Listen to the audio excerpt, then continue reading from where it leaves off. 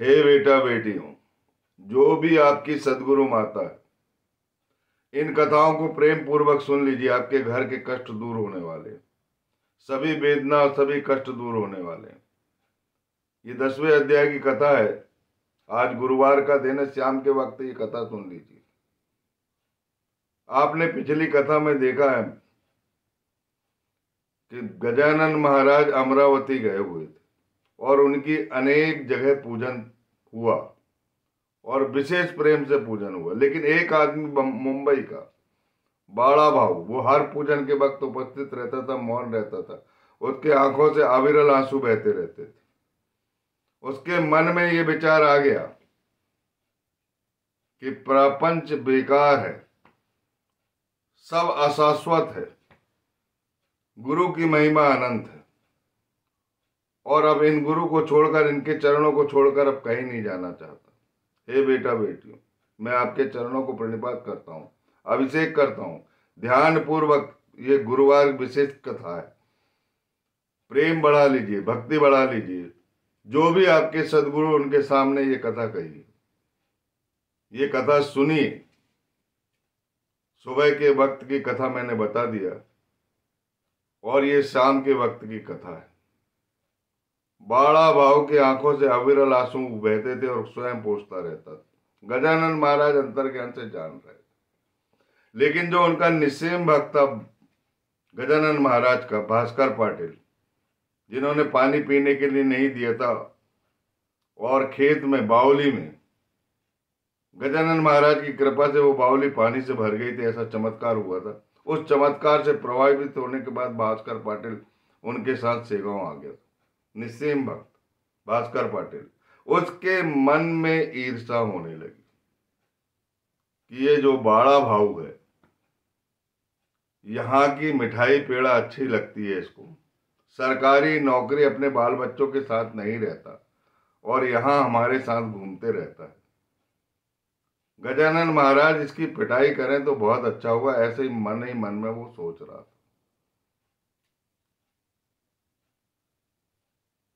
एक बार उसने भला बुरा कह के उसको वहां से निकाल दिया और वो मुंबई वापस गया, लेकिन मन नहीं मानता था। मन गजानन गुरु में लग चुका था, एक प्रकार से ध्यास लग गया था, लगन लग गई थी। प्रेम क्या होता, भक्ति क्या होती है, उसके हृदय में आ गई और गजानन महाराज गुरु की कृपा हो गई थी उसको। कुल मिलाकर के उसने तार मास्टर की सरकारी नौकरी छोड़कर फिर वापस आ गए और भास्कर पाटिल का जो ईर्ष्या भाव है वो बढ़ने लगा।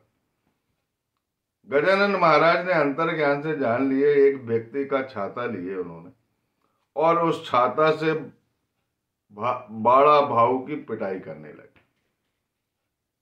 बाड़ा भाऊ को अंतर ज्ञान से जान लिए कि ये मेरे निस्सीम भक्त है, कहीं पूजा पाठ नहीं करता था, मौन होकर प्रेम से देखता रहता था किस तरह पूजा कर रहे लोग, किस तरह का अद्भुत प्रेम है, विलक्षण प्रेम। उस प्रेम की आत्मानुभूति होती थी उसके हृदय में। गजानन महाराज उतर चुके थे। छाता लेकर इस तरह पिटाई की, छाता के जो ठोंसे मारने लगे उसके पेट में और वो छाता टूट गया। टूटने के बाद उन्होंने एक बांस की लकड़ी उठाई। लीला देखिए आप, अद्भुत लीला है। वो पिटाई नहीं हो रही थी, भगवान के साथ खेल हो रहा था। और जो खेल हो रहा था वो कितना भाग्यशाली व्यक्ति है वो, जो भगवान के हाथों से प्रेम की पिटाई जो हो रही थी, वह अद्भुत दृश्य सभी लोग देख रहे थे, लेकिन किसी की हिम्मत नहीं हो रही थी कि उनको जाके छोड़ा। बांस की लकड़ी से इस तरह पिटाई की गई, इस तरह गजानन महाराज ने पिटाई की, देखने वाले लोग दुखी हो गए। उनको बहुत कष्ट होने लगा कि इस तरह की पिटाई हमने कभी देखी नहीं। और यह बात जैसे ही बंकट लाल को पता लगी तो बंकट लाल दौड़ता आया और हाथ जोड़ने लगा, मत मारिए महाराज, मत मारिए महाराज। लेकिन भास्कर पाटिल टस से मस नहीं हो रहा था, लेकिन उसको भी लगने लगा था कि मैंने गलती कर लिया। जब वह एहसास भी अंतर्ज्ञान से गजानन महाराज ने जान लिया, लकड़ी टूट के टुकड़े टुकड़े हो गई, पैरों से रौंदा गया, और जब पैरों पर बंकटलाल गिर गया तब गजानन महाराज ने उसकी पिटाई करना छोड़ा और पिटाई करने के बाद उनको हाथ से उठाया, बाड़ा भाऊ को। बंकटलाल कहने लगा कि मत मारो महाराज, कोई गलती नहीं है, वो तो तुम्हारा पूजन पाठ देखते रहता है, प्रेम से आपसे उनका प्रेम हो गया है, उसको क्यों मार रहे हो आप। तब गजानन महाराज ने इसमें हास किया और कहा कि मैं मार नहीं रहा हूं, उठो बस, बताओ मैंने तुम्हें कहां मारा हूं। तब बाड़ा भाऊ कहने लगे कि गजानन महाराज ने मुझे मारा नहीं, ना ही मुझे कोई चोट आई, बल्कि उनके हाथों का जो स्पर्श हो रहा था उससे मेरे पूरे बुरे कर्म कुचल दिए गए। मैं अब निष्काचन हो गया हूं, निष्पाप हो गया हूं, और ये गजानन गुरु की कृपा है। मेरे शरीर में कहीं कोई चोट नहीं, और मैं आनंदित हो रहा था, मुझे परमानंद की प्राप्ति हो रही थी, और ऐसा अनुभव हो रहा था जैसे साक्षात भगवान के मुझे दर्शन हो रहे। धन्य है गजानन महाराज की करुणा और धन्य है उनकी कृपा। उन्होंने फिर उनको, बाड़ा भाव को अपने गले से लगाया। लेकिन जो ईर्षा भाव था भास्कर पाटिल का, ये आगे कथा में आएगा। हे बेटा बेटियों, ध्यान से सुनिए। जो बैर होता है, जो ईर्षा होती है, जो दुश्मनी होती है, वो जन्म जन्मांतरों तक निभाई जाती है और जन्म जन्मांतरों तक भुगतना पड़ता है। गजानन महाराज ने उसके पूर्व कर्म, पूर्व दुर्भाग्य और भास्कर पाटिल की ईर्षा सहित सारा निपटारा बाड़ा भाऊ का कर दिया। बाड़ा भाऊ जो है उत्तम कोटि का गजानन महाराज का भक्त बन गया। मैं सबसे चाहता हूं अपने सदगुरु से ऐसा प्रेम करिए, ऐसा विलक्षण प्रेम करिए, अपने हृदय से जोड़ लीजिए, अपने हृदय में उन्हें उतार लीजिए और उनका नियमित ध्यान करना चाहिए, जिससे आपके कष्ट जो है, पूर्व जन्म के कष्ट तो सभी को भोगना पड़ता है, लेकिन जो सदगुरु की आराधना करते हैं वह कष्ट कैसे निपट जाते हैं और कैसे उस घर में सुख शांति आ जाती है, ये सदगुरु की कृपा से ही संभव। क्योंकि सदगुरु की कृपा से ईश्वर बहुत प्रसन्न होते हैं और सदगुरु की सेवा से श्री हरि भी श्री हरि के दर्शन होते हैं। हे बेटा बेटियों, ध्यान पूर्वक इस प्रेम कथा को गुरुवार के दिन शाम के वक्त अवश्य सुनिए। जो इस प्रेम कथा को सुनेगा उसके घर में प्रेम का वातावरण बन जाएगा, सदगुरु की अखंड कृपा होगी, कभी उस घर से सदगुरु की कृपा का हाथ नहीं हटेगा। इस प्रकार गजानन महाराज के निस्सीम भक्त में 6 भक्त हो जाते हैं। एक तो बंकटलाल, दूसरा भास्कर पाटिल, तीसरा बाड़ा भाऊ, चौथा पीतांबर दर्जी, 5वां है रामचंद्र गुरव। ऐसे 6 भक्त हो जाते हैं।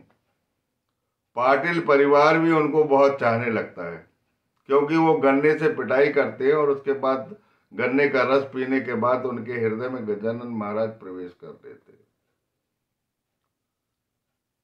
गजानन महाराज अब एक और लीला करते हैं। हरि पाटिल की बाड़ी में शंकर भगवान के मंदिर के बाजू में उनका रहना रहता है। गजानन महाराज कहने लगते कि अब मैं यहां नहीं रहना चाहता, और जो गांव का हनुमान मंदिर है, मोटे मंदिर के नाम से प्रसिद्ध है, किसी मोटे साहूकार ने उसे बनाया था। वहां पर शंकर जी की भी मूर्ति थी। तो वो मंदिर में के सामने जाके वो बैठ जाते। लोगों को समझ में नहीं आता कि गजानन महाराज इस बाड़ी को छोड़कर यहाँ पर गली में, ये खेत की जमीन में कैसे बैठ गए, धूल में कैसे बैठ गए। लोग बोलते हैं, प्रार्थना करते, चलिए महाराज बाड़ी में चल दी। बोले मैं अब बाड़ी में नहीं जाऊंगा, अब मैं यहीं रहूंगा। तब लोगों ने बोला कि यह जो जमीन है जहां पर आप बैठे हैं, मोटे मंदिर के सामने, आज भी तुम गजानन महाराज के दर्शन करने सेगांव जाओगे तो हनुमान मंदिर सामने दिखाई देगा आपको। और गजानन महाराज के समाधि के ऊपर राघवेंद्र सरकार का परिवार रहता है। बड़ी अद्भुत लीला है, बड़ी गजब लीला है। जो गजानन महाराज की पूजा अर्चना करता है वहां पर सद्बुद्धि आती है, विवेक बढ़ता है, बुद्धि बढ़ती है। बच्चे लोग अच्छी पढ़ाई लिखाई करेंगे वहां पर। वहां जाके वो बैठ जाते। गांव के लोग, पाटिल परिवार और ये निस्सीम भक्त जो है, वो हाथ जोड़कर विनती करते कि ये भास्कर, ये जो जगह है ये दूसरे दल की जगह है, दूसरे दल देशमुख के पक्षपाती की जगह है। यहां से उड़ जाइए आप लोग, आप यहां से उड़ जाइए और यहां से जहां भी बोलोगे आप, पाटिल परिवार और ये निस्सीम भक्त जहां भी जगह बोलोगे, ये अपनी जगह देने के तैयार है। कृष्णा पाटिल की आंखों से कृष्णा पाटिल की आंखों से अनवरत आंसू गिरने लगते हैं कि मुझसे कोई गलती हो गई, महाराज नाराज हो गए। महाराज के चरणों पर गिर जाता है और बोलता है कि महाराज मुझसे क्या गलती हुई, क्यों मेरी बाड़ी छोड़ना चाहते? मैं यहां पर आपके लिए रहने के लिए जगह बना दूंगा। मेरी आपसे विनम्र प्रार्थना कि आप वहीं चलिए, और आपको वहां अच्छा नहीं लगता तो मैं अपना घर खाली कर देता हूं और इस छप्पर के नीचे मैं रहूंगा और आपकी सेवा करूंगा, आप चलिए। और रोने लगते हैं और सभी भाई, जो 6 भाई पाटिल परिवार के पूरे आते, हाथ जोड़कर विनती करते हैं कि चलो जहां भी आप जगह मांगेंगे हमारे, हम घर देने को तैयार, आप वहां रहने लगे। तब गजानन महाराज कहते कि जगह का जो मालिक होता है वो प्रभु होता है। मेरे पांडुरंग की जगह है ये, जो पंढरपुर में चंद्रभागा के तट पर ऐसे कटी पर हाथ रखकर खड़ा है, वह सबका मालिक होता है। थोड़े दिन के लिए मालिक बन जाते हैं और चले जाते हैं।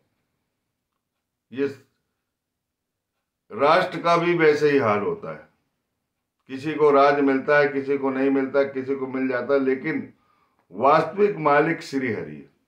आप जिद ना करो, मैं दोनों पक्षों को मिलाने के लिए आया हूं।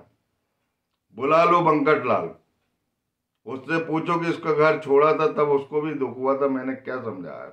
बंकट लाल पे सभी को समझाता है। और जैसा गजानन महाराज चाहते हैं वैसा होने दीजिए, ऐसा प्रस्ताव सब लोग पारित कर लेते। जगह देशमुख दल के सखाराम आसोलकर की रहती। वह भले ही देशमुख दल का था, पाटिल का विरोधी था, लेकिन भगवान की ऐसी कृपा, जहां भगवान के प्रति चाहत होती है और भगवान जो चाहते हैं वही होता है।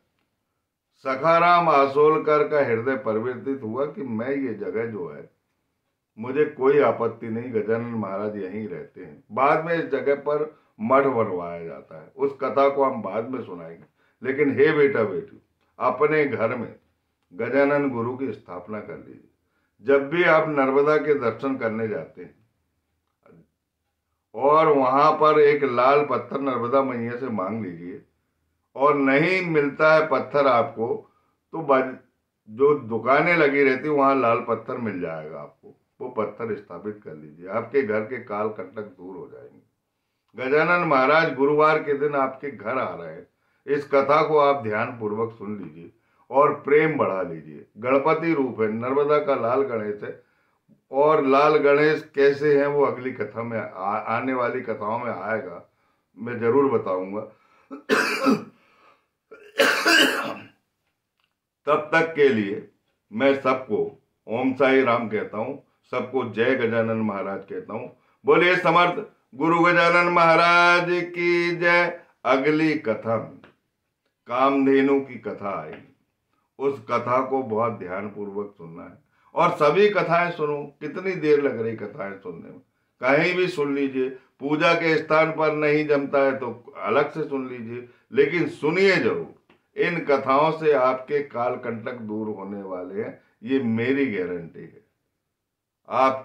आपके घर में समृद्धि और धन बढ़ेगा, सुख संपत्ति आएगी जब लक्ष्मी माता की कृपा होगी। और जब लक्ष्मी माता की कृपा होती है तो अपने आप शांति आ जाती है।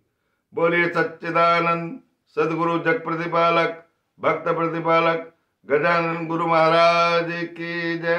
साईनाथ महाराज की जय।